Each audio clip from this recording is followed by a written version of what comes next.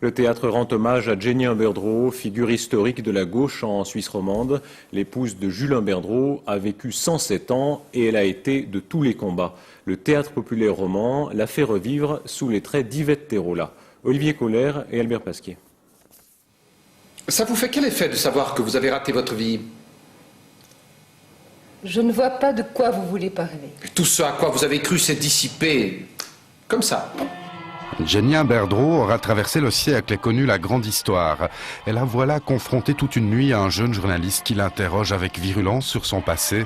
Mais Jenny ne reniera rien de sa trajectoire, intimement liée à celle de son mari Jules, le pasteur anticonformiste. Mon père s'est tout de suite opposé à notre relation. Il m'a interdit de le voir, défendu de lui écrire.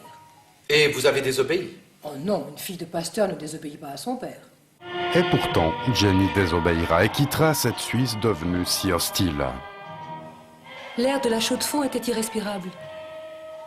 Nos moindres gestes étaient surveillés. On nous accusait de vouloir détruire la société quand nous voulions la défendre. À Moscou, nous respirions librement. Imaginez ce tout jeune couple qui part pour Moscou en 1921, l'hiver de la famine, avec une petite gosse, avec une enfant, qui part pour Moscou, qui est à ce moment-là la terre promise. C'est la société future, la société libre et juste dont on rêve depuis le milieu du 19e siècle. Le thé, voyez-vous, le thé est source de concentration.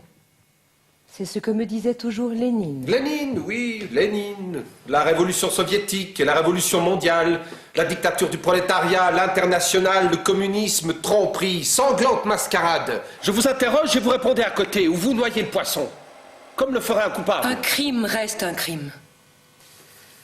Mais je ne laisserai dire à personne que le communisme et le nazisme, c'est du pareil au même. Le fascisme avait l'ostracisme et la mort pour seul horizon. Et nous luttions pour une société libre et juste.